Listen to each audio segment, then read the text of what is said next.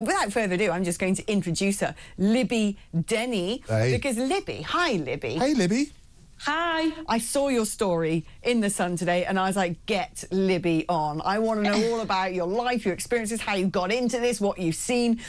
Just put it very quickly. It's basically, you scrubbed over 2,000 houses and you're basically a super cleaner.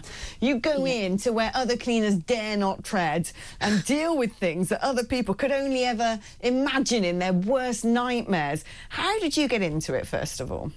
So basically, it all stemmed from my dad. My dad's done this sort of work for years, and obviously I needed a job, so I went to work with him, and I've never looked back. And how do you get these sort of big projects? Are they all big projects, or do people sort of come to you and go, yeah, no, I'm not going through that front door, that's a job for our Libby?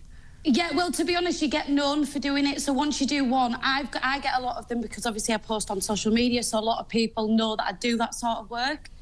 And obviously, you know, it's like social services, you'll get referrals and stuff like that, so yeah. I mean, are there individuals who basically live in absolute diabolical, disgusting, vile conditions and sort of get in touch with you? Or are the worst things largely when, you know, I don't know, a squat has been vacated or someone has sort of passed on from a particular address?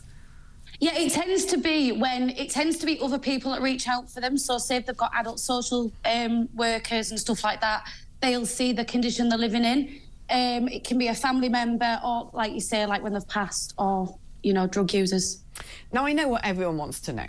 We all want to know the sort of horrible, disgusting, vile things that you've had to deal with. And it's coming up to 9:30. I think I can sort of announce that we are now beyond the childhood section of broadcasting. So come on, give us the worst. Well, I have to laugh. Just as I was waiting to come on here, there was a moth flying around my kitchen, and I thought, I can't come on screaming at a moth when I've dealt with what I've done before. So I'm slapping it with my slipper. But yeah, honestly, we've seen it all. We've seen needles sticking out of walls. We've had to move mattresses where a man's been laid dead for 6 months on it, 3 months, sorry. God. There was a bathroom where the adult nappies was knee high. And obviously there was all faeces in them, used adult nappies. And then what had been happening was the back of the toilet was leaking every time they was flushing it. So obviously all the sewage was leaking into the nappies and it soaked it up. So we had to go in with shovels and shovel it out. So yeah. My God. I mean, I just can't. From mountains, you've also in the article, from mountains of rubbish to bottles full of wee. I mean, has there ever been anything that you've turned up and you've just gone, nah? Just set the place on fire. Yeah, well, sometimes I do think like that. But if we don't do it, no one else is going to do it. You know, and you just sort of, you get immune to it. It just becomes, you know, nothing phases you. Have you, I mean, that journey to immunity must have been a pretty rocky road at times. I mean, do you have to sometimes sort of go into houses in like a full hazmat suit, you know, sort of like protective clothing, face mask? Yeah, most definitely. We've got to have, you know, like the boots, like steel toe cap boots, you know, like the respirator masks, the big ones, suits, goggles sometimes. A handy trick is putting Vicks under your nose with a mask on. That helps with the smell sometimes. My goodness. And do they pay you well for this? Yeah, well, we've got staff to pay and we have tipping to pay. So, but we do, you know, we average out about £25 per hour for like an environmental clean.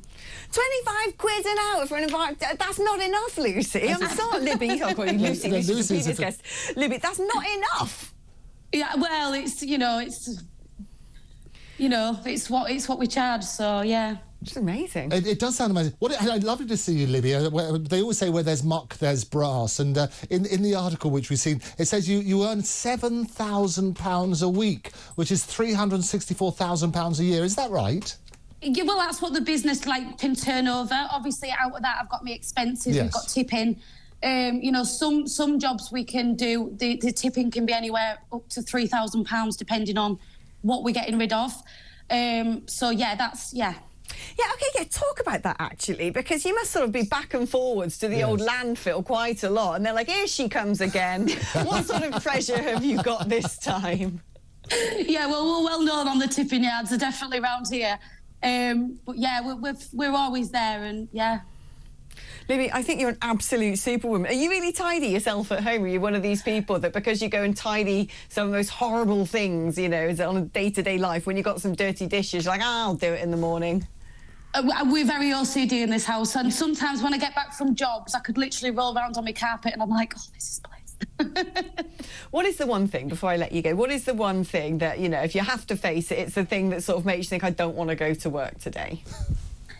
It's probably the smells that's the worst thing, because obviously, as you can imagine, you know, there's no escaping smells. So that's sometimes like the thing that could be like, you know, I'm just going to have to run outside for a second.